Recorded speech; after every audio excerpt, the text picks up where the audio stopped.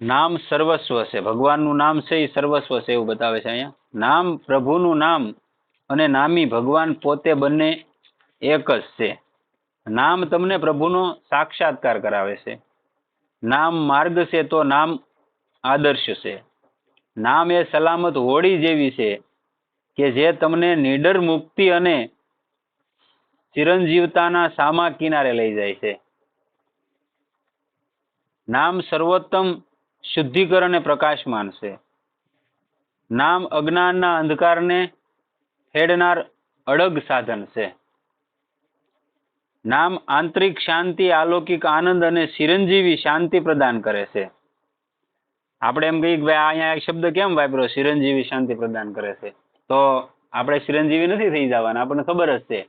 પણ જેણે જેણે ભગવાનનું નામ લીધું એને કોઈ તમને કહીને ગયા કે અમને યાદ કરજો, એમ ક્યારે કેવા એવા થઈ ઉડાય. આપણે તો હતા નહીં ત્યારે, જે નામ લઈ ગયા મહાપુરુષો, આ બજરંગદાસ બાપા થઈ ગયા, તો ઈ વૈયા ગયા, ઈ આપણને નથી ખબર, છે ખબર? પણ છતાંય આજે દુનિયા યાદ કરે કે નથી કરતી? કેમ કે એને શું કરેલું છે? નામ લીધેલું છે ને ભાઈ, એના પ્રતાપે આજ બધા કે બાપા સીતારામ. નહીતર એમને આ ગીગા બાપા લઈ લો, જલારામ બાપા લઈ લો, અઢળક સંતો થઈ ગયા. એ નામ એટલે કે છે કે ચિરંજીવી શાંતિ પ્રદાન કરે છે, અલૌકિક જેને આનંદ કહેવાય. કેમ કે નામ, ઈ નામ જ ત્યાંને અમર કરી દીધું ને, નામે જ અમર કરી દીધા. ઈ નામથી જ તર્યા, ઈ નામે જ એને અમર કર્યા. નહીતર આપણી પેઢીઓ વયું ગયું, આપણે નામ ના આવડતા. આવડે? ત્રીજી ચોથી પેઢીએ જાઓ, દાદા નામ નહીં આવડતું હોય. આ 70 પેઢી સુધી યાદ રહે. 70 હું જ્યાં સુધી દુનિયા રહે ત્યાં સુધી ફલાણી જગ્યાએ કયા સંતા કે બજરંગદાસ બાપા, ઓટોમેટિક આપણી પેઢીઓની પેઢીઓ યાદ રાખશે. કેમ કે આ નામનો પ્રભાવ છે, એટલે કેવું પડે.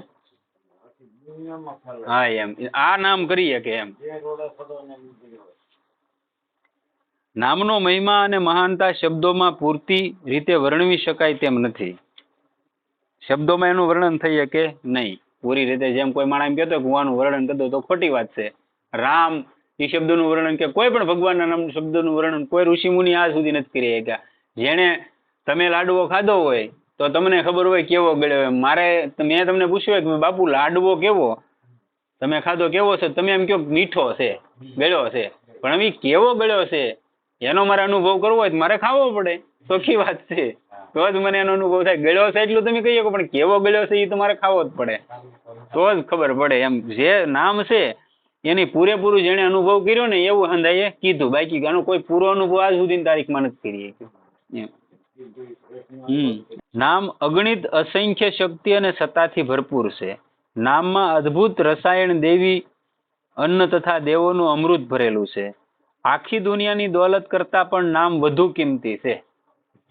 હવે જે સમજી લે, દુનિયાની દોલત એક કોર મૂકી દેવાની અને એક કોર નામને મૂકી દેવાનું. અને આવા ઘણા બધા ઉદાહરણો છે. મને સુદામા લઈ લ્યો, એની પત્નીએ બહુ વિનંતી કરી, આડોશી પાડોશી કીધું કે તમે જાઓ અને કૃષ્ણ તમારો મિત્ર છે, દ્વારિકાનો રાજા છે, તમને નિરાશ નહીં કરે.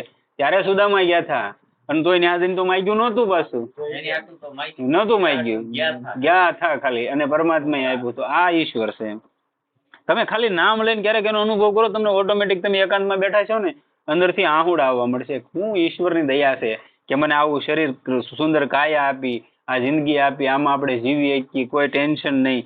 નહીતર દુનિયામાં જો ખાવાનું નથી મળતું ભાઈ, એની બદલે આપણને ઘણું બધું આપ્યું. આખી દુનિયાની દોલત કરતા પણ નામ વધુ કિંમતી છે. નામ ભગવાન અને ભક્તને જોડનાર પુલ છે. સ્વર્ગી આત્માનંદ અને મોક્ષના દ્વારા ઉઘાડવા માટે નામ એ રામબાણ સાવી છે. સ્વર્ગના દરવાજા ખોલવા માટે અને આત્માનો જે શાંતિ મેળવવા માટે, આત્માનંદનો આનંદ મેળવવા માટે અને મોક્ષના દ્વાર ઉઘાડવા માટે નામ એ રામબાણ સાવી છે. નામ દેવી પ્રેમ, આનંદ અને આત્મિક આનંદથી હૃદયને ભરી દે છે. નામ તમારો સમગ્ર ટેકેદાર, કેન્દ્ર, આદર્શ અને અંતિમ ધ્યેય છે. આ દુનિયામાં તમામ પાપોનું નિવારણ નામ છે. કળીકાળમાં તમામ પાપનું નિવારણ નામ છે. શાંતિ, શુભેચ્છા અને એકેયનું સંસ્થાન આ જગત ઉપર કરશે. અને અનુભવે છે ઘણી વાર કે નામ કેટલો પાવર, ને તમે ધાર્યું ન એવું કામ તમારું થઈ જતું છે. થઈ જાય. અનુભવી વસ્તુ. આપણે તો અનુભવ કરેલો કે તમે ન ધાર્યું હોય તમે વિચાર કરતો હોય સારું થાય કે નહીં થાય, કેમ થાય, પણ એ પરમાત્મા ઓટોમેટિકલી તમને ખબર ન હોય ને તમારું કામ થઈ ગયું હોય. આ નામનો પાવર છે. તમે વિચાર કરતા હોય શું થાય, પણ છેલ્લે આપણે આગળ શું હોય જેને નામનો આધાર હોય ને છેલ્લે એમ કહી જાય કે હવે તું કરી હાસુ મારો હાથ ન આંબે એમ, અને ત્યારે ત્યાં ઓટોમેટિક થઈ જાય. ત્યારે આપણને એમ થાય કે ઈશ્વર છે. આ નામનો પ્રભાવ છે. નામના મનને જોડીજો, નામમાં મનને જોડીજો, નિષ્ઠા સાથે ભાવ એક ધ્યાન સહિત ભક્તિથી નામ સ્મરણ કરો. તેથી તમામ મુસીબતો, દુઃખો અને ગ્લાનિનો અંત આવશે. તમામ દુઃખ એનાથી દૂર ભાગે.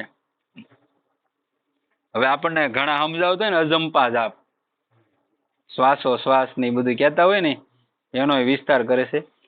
અજંપા જાપ એટલે હોઠ ફફડાવ્યા વિનાના જપ. શ્વાસના પ્રવાહની સાથે તે જોડાયેલા છે. શ્વાસ પ્રશ્વાસ અંદર આપણે શ્વાસ લઈએ તો રામ અંદર ગયું, રામ બહાર આવ્યું, શ્વાસ બહાર આવ્યો, એટલે એને અજંપા જાપ કહેવાય. સામાન્ય રીતે એને સોહમને અજંપા જાપ ગણવામાં આવે છે. દરરોજ 24 કલાક દરમિયાન પ્રત્યેક મનુષ્ય બે ધ્યાનપણે, તમને ખબર હોય કે ન હોય, 21,600 તો ઓહમ સોહમના જાપ શરૂ જ હોય. આવી જાય તો શરૂ છે નહીં તો 21,600 વખત આ જપ કરે છે. હવે તમે ધ્યાનપૂર્વક શ્વાસ ગણશો કે જ્યારે તમે શ્વાસ લો છો ત્યારે તમને 100 અને 16 શ્વાસ લ્યો છો ત્યારે તમને 100 અને 1600 ત્યારે હમ સંભળાય છે. આ સોહમ જે આપણે કહીએ ને એ શ્વાસ લઈએ તો એ 100 એમ અંદર જાય, અને શ્વાસ છોડીએ એટલે હમ થાય, એટલે એને સોહમ જાપ કહેવાય એમ અજંપા. વારંવાર શ્વાસની નોંધ કરો. દરરોજ બંધ બારણે ઓરડામાં 1 કલાક બેસીને સોહમ હું તે શું નું ધ્યાન કરો. એકાગ્રતા અને ધ્યાન માટે આ એક સરળ રીત છે. જેઓ વૃદ્ધ થયા હોય છે તેમણે દરરોજ ઓછામાં ઓછા 50,000 વખત રામ મંત્ર જપવો જોઈએ. આપણે અહીંયા આપણી ખાસ, એમાં આપણા ભારતની ખાસ કેણી, આપણે એમ કહીએ ભાઈ ભજન કર્યા જેવો સમય છે, એ કે અત્યારે ન હોય, નિરાતે ગઢપણમાં કરશું. તો ગઢપણમાં આપડા 50,000 જાપ કરવાનું કે 50,000 થાય નહીં? થાય એવું લાગે? ન થાય 50,000 જાપ, કેમ કે અઘરા પડી જાય શરીરને વૃદ્ધત્વમાં. તેઓ ચમત્કારિક રીતે લાભ મેળવશે. 6 કલાકમાં તેઓ તેમ કરી શકશે. 6 કલાક જોવે. રામ તારક મંત્રના 50,000 જાપ કરવામાં 6 કલાક જોવે. કેટલી? 6 કલાકમાં થઈ રહ્યા. તેમને મોટા પ્રમાણમાં માનસિક શાંતિ, શુદ્ધિબળ, આનંદ અને પ્રભુના દર્શન મળશે. જેમણે સંગીતનો શોખ છે તેઓ રામ મંત્ર કે એવો કોઈ બીજા મંત્રો ગાઈ શકે. તેથી મન ઝડપથી ઉચ્ચ કક્ષાએ જશે. એકલા બેસો અને નામ રટણ કરો. આનાથી ભાવ સમાધિ પ્રાપ્ત થશે.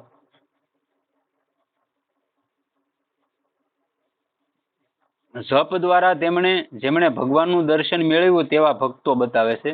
જેને રામ રામ કરીને તે ભગવાન સુધી પહોંચી ગયેલા, પરમાત્માનો સાક્ષાત કરેલો એવા ભક્તો થોડાક બતાવે છે.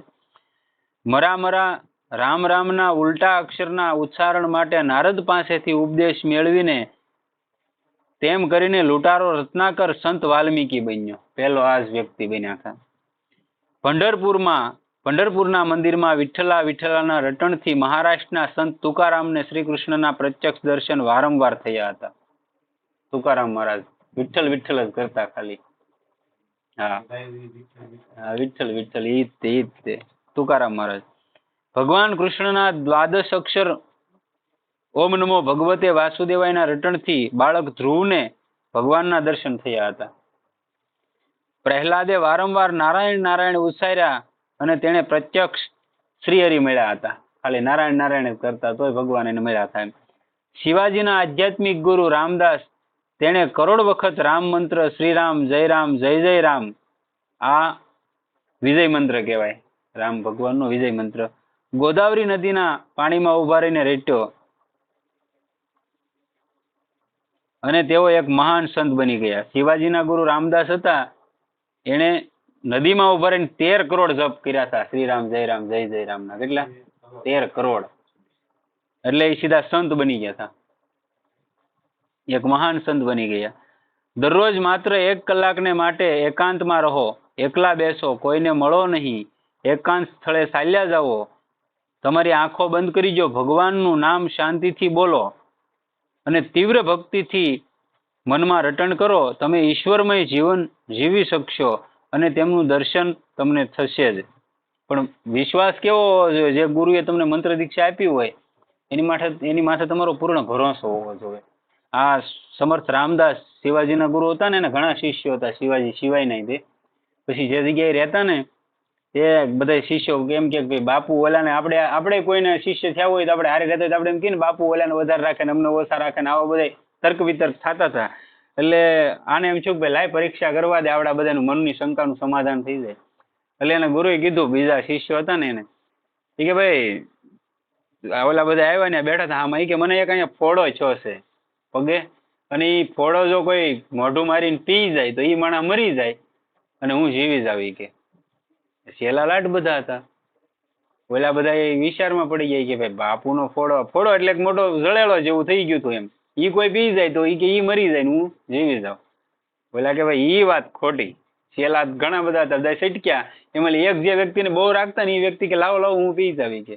ઈ કે તું મરી જાય, હું ઈ કે ભલે ને મરી જાવ, જો ગુરુ મારા જીવી જતો હોય ને હું મરી જતો હોય ને તો મને જરાય સંકોચ નથી. ઓલા સીધું મોઢું માર્યું, ઓલા એમ પાટો ખોલ્યો એટલે ત્યાં કેરી બાંધેલી હતી બાપુ. બીજું કઈ નતું, કેરી બાંધી હતી. એટલે ઓલા ફોડો પીને કીધું, ઈ કે આવો જો ફોડો રોજ પીવા મળતો હોય ને તો બહુ સારું. ઈ કે પછી ઓલા ગુરુએ કીધું, ઈ કે જેની એટલી તૈયારી હોય ને મરવાની તે ઈ પરમાત્મા સુધી જલ્દી પોગી શકે. તમારી કે ખાલી મેં તમારી પરીક્ષા માટે આ કર્યું હતું, પણ તમે તરત એમ કહી દીધું કે ભાઈ એ અમારથી ન થાય તો તમારી તૈયારી નબળી છે એટલે તમને તર્ક વિતર્ક આવે. બાકી મારામાં કઈ ફેર નથી, હું તો બધાને હરખું સમાન જ જ્ઞાન આપું છું. જેની આવી તૈયારી હોય એને પરમાત્મા તરત મળે. હા એમ અહીંયા સરખું જ વેસે. હવે આ બધા એની આગળ યુટ્યુબ ના માધ્યમથી જાય છે. હવે આમાં જેને જેવું સમજવું એવું માણસ સમજી શકે ને. આ વસ્તુ ઈ છે. સદગુરુદેવ કી જય.